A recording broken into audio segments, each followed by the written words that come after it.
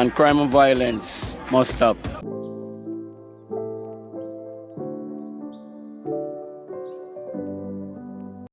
Bless up to everybody followed in again. It's another morning, it's another video, it's another time of reggae boy, reggae girl football. You understand? Good day to everybody. Hope you all have a wonderful day. You understand? Remember, you're checking in, remember to like up the video, and especially, the ones them that, just checking in as well on the channel and just find out about the channel, just start to reach, somewhere on your timeline on YouTube, Thanks for following over here, thanks for the click, and also if you like the product, you understand, you can go ahead and click that subscribe button, and from there, you will get your notification. But this is a morning insider, on another video on Nicardo Media House. Happy Wednesday to everybody.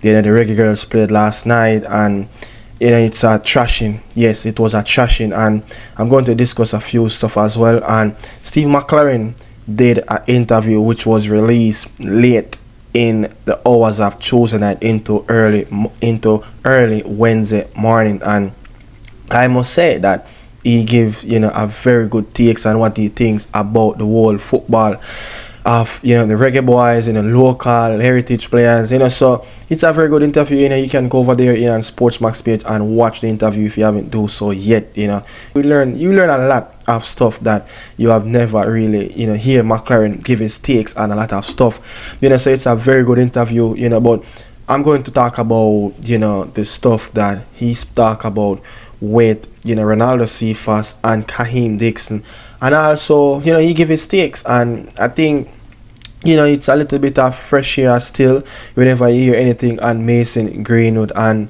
that's where the video is going this morning. So bless up on yourself, thanks for watching, and check it out after this.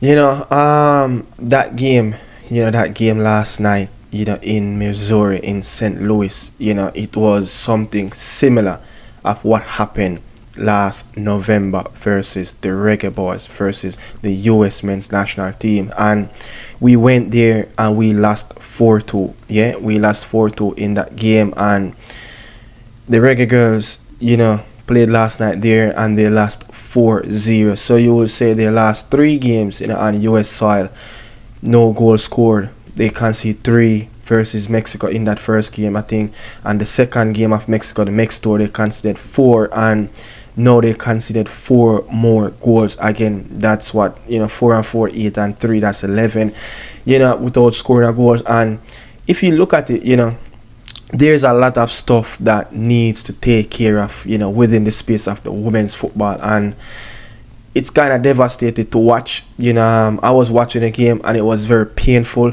to see that these players are some very good players. The Reggae Girlz have some players that playing at the highest level, all across the world, especially in England, especially in Europe. They have players as far as Turkey.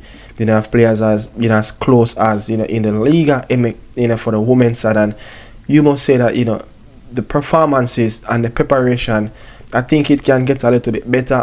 If you look at it, the team seems like the body language, they confuse of tactical of what they want to try to do on a football pitch. These are some players that's playing in the WSL, in the second tier of English League football for the women, the championship. We have players as far as Benfica, is players in Zurich and stuff like that. So these players have a lot more in them than that we saw in the last couple of games. Even when we beat the Peru team, in Peru, yes, we won those games, but you will say Peru is one of the worst teams in South America, and it's painful. And I'm going to say this, we have conceded 11 goals in the last 3 games. We have conceded 9 goals in the first half of the last 3 games. That's like 81% of the goals that we conceded. So we have conceded more than 80% of the goals in the first half. And when you look at when those goals scored, it's a quick succession of time. So we talk about in between like 10 minutes. So that would be something of not focusing. The team, there's a lot of stuff that, seems like it's missing. The team just look flat. The players' body language just look flat. The coach is missing. Dean Burton just seems like, because he's not the head coach, so there's a lot of emphasis on, at the time of coming in, to this job to help out Hubert Busby. It's different than coming in, it's different when you walk in as an assistant and then when you have to take up the interim manager, so a lot of different preparation can goes into it, because the head coach would have probably go a lot more in depth, and Dean would probably be there to just be the supportive cast, to help him out as well. So with him after being managing the team, as an interim coach, you need a lot more preparation, you need a lot more time, because this is not really his players, but he would have probably know a lot of these players. But again, it's different than being an assistant and after coming to be an interim, so it's like you are the head of the pool, you are the captain of the ship, so you could just see that, it's just going bad. And we are playing some very good quality teams, don't get that, the US, rank in as the number one. I think England rank as the number 3 best team in the world, if I'm not sure. Brazil in a high ranked team as well.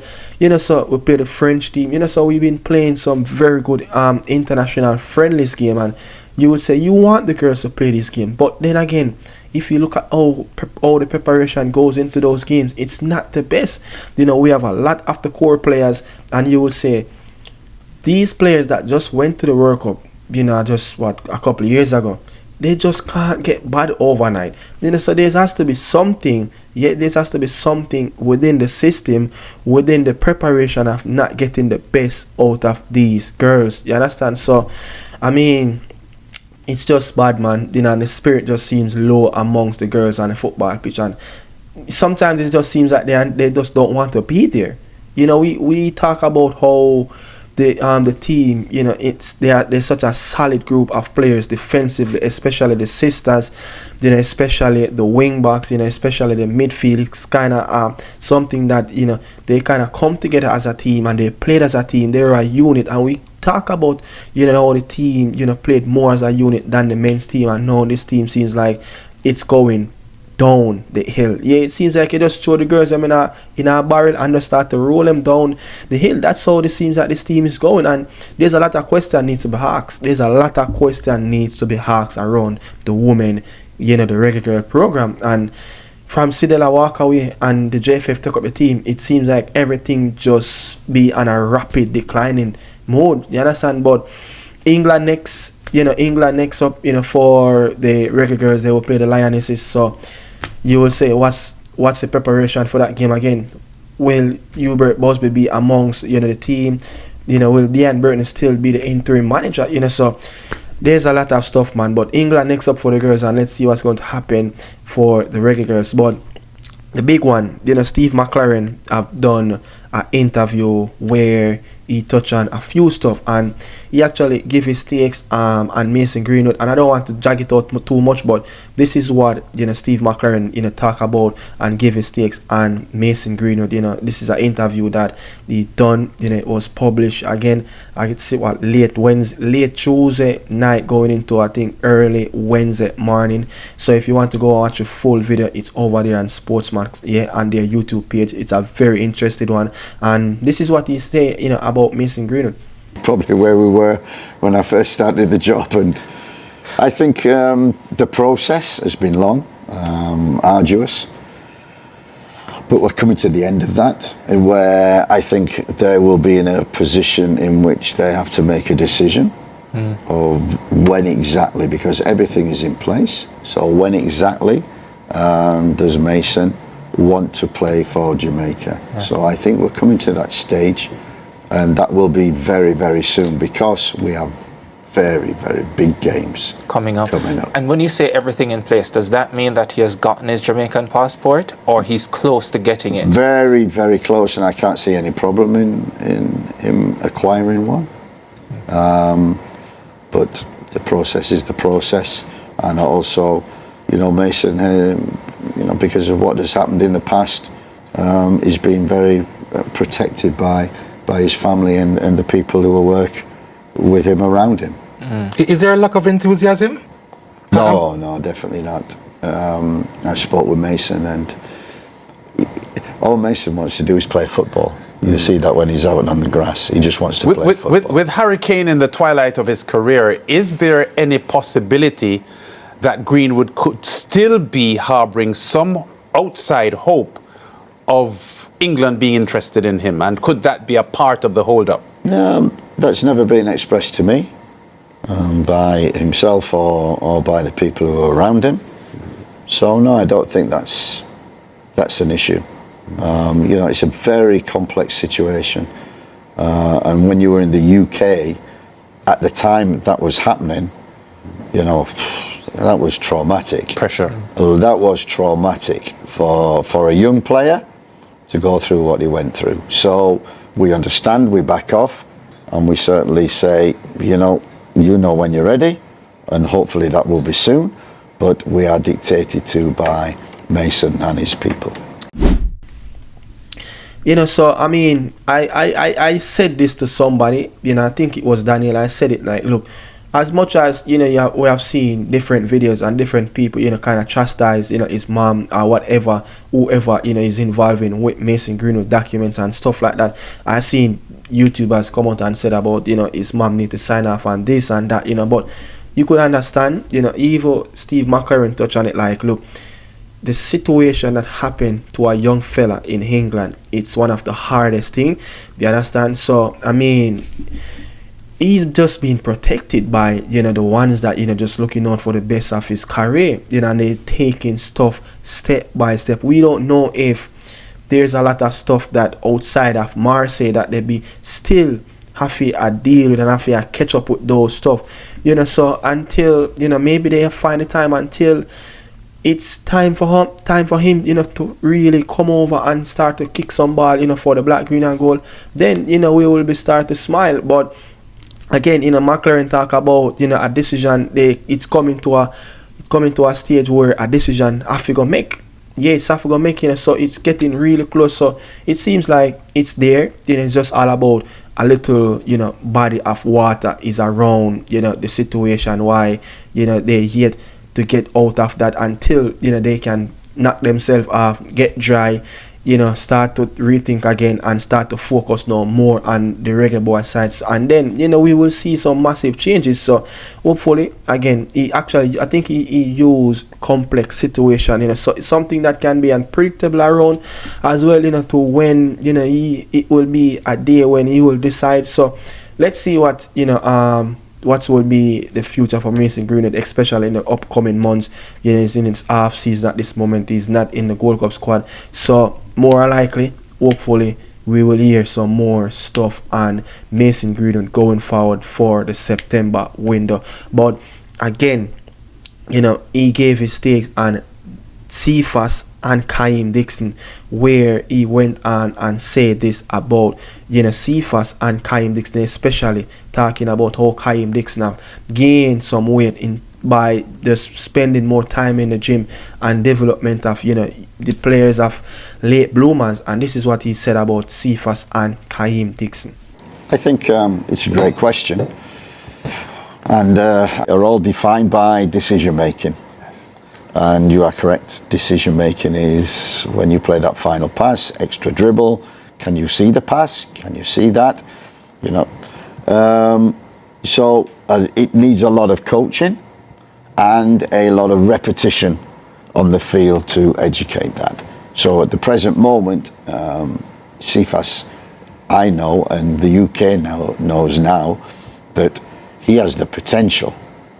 He could play in the UK with that speed and what he's got, and and we've talked about his quality of crossing and left foot, right foot. You never get two better left foot crosses than what he produced in the Unity Cup. They were fantastic. So he's got the ability, and you are quite right.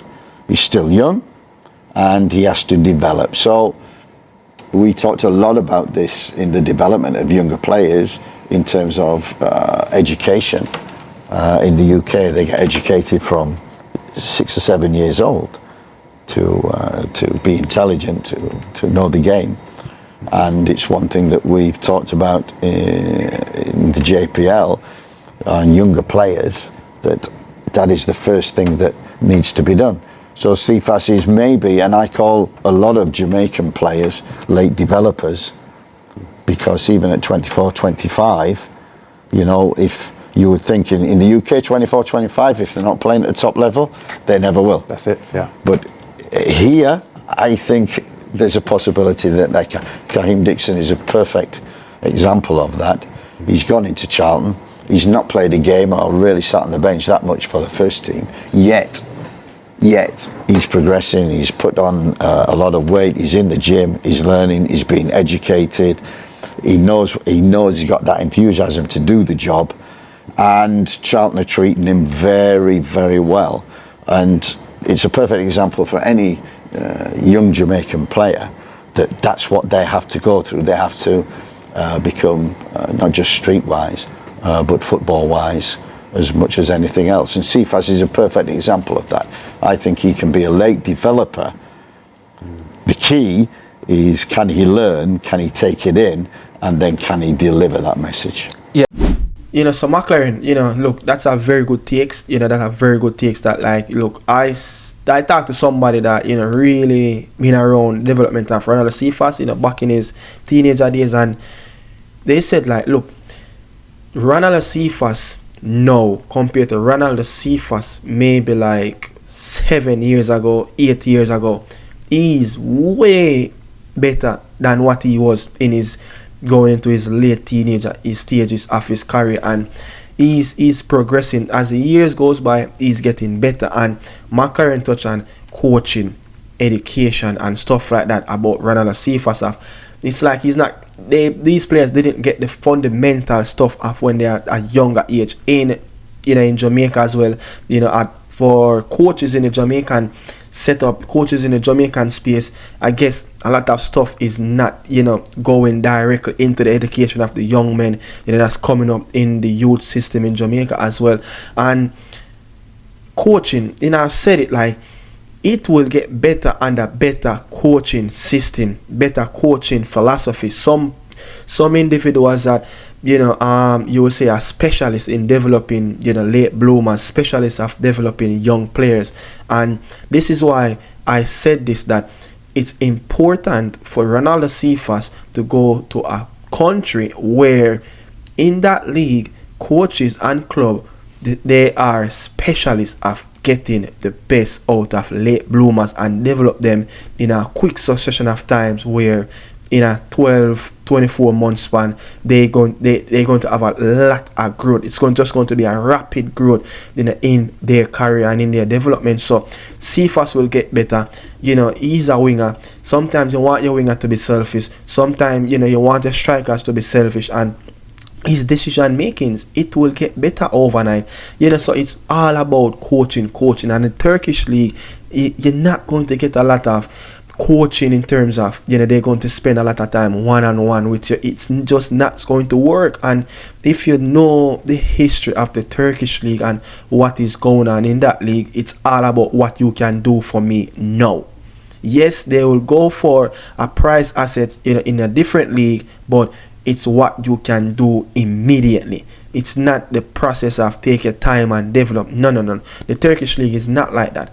You know, so it's going to be important as well for him to go to a better league, and for Kaheem Dixon that to know that he's improving. You know, he's improving and he wants to get better, and he's spending time in the gym. This is a young fella. Like Kaheem Dixon should be the prime example for any young players that coming up in Jamaica want to make it in Europe. That's the attitude you need. That's the work rate and the energy, yeah, and the willingness. And you have to be coachable.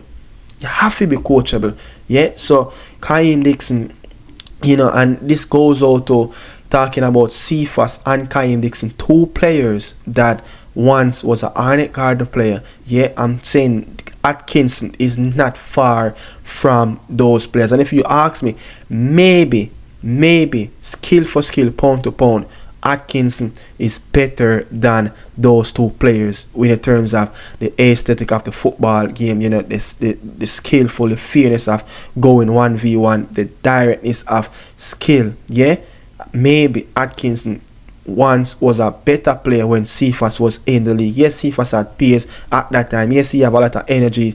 His fitness was second to none to a lot of the Jamaican Premier League players. You understand? But Atkinson is amongst that group of players that he's 23.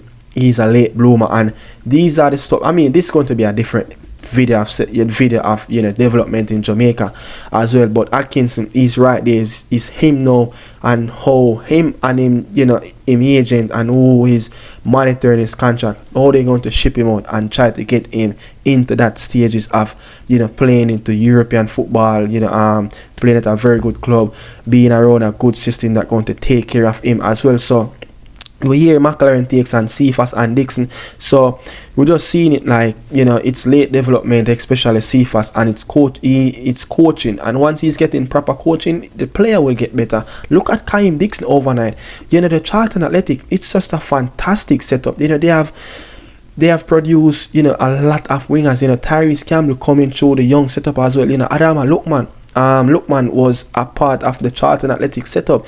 You know, I think John Joe Shelby was a part of that Charlton Athletic setup. You know, Konza, you know, a lot of these players, yeah, came through the ranks of Charlton. So if you look at DIXON, probably 12 months ago to DIXON now, it seems like he's getting into a proper player, and his development and his learning the game, it's not even done as it is. Nowhere near to where the level of DIXON of where he can play. This player have so much to give, you know. So it's all about how a coach can get the best out of DIXON, and how the next coach going to get the best out of Ronaldo CEPHAS. So glad to see how, you know, McLaren, you know, give his takes on Ronaldo CEPHAS and DIXON, you know. So that's it, man. You know, thanks for, you know, passing through again as, you know, as you're bouncing out of the video, coming off of the channel. You know, remember, don't forget to like, comment, share and subscribe to the channel. You know, really appreciate it. You know, salute to the people, you know, salute to the day one supporters, and continue to support Nicardo Media House. You know, people, bless upon yourself. I'm out.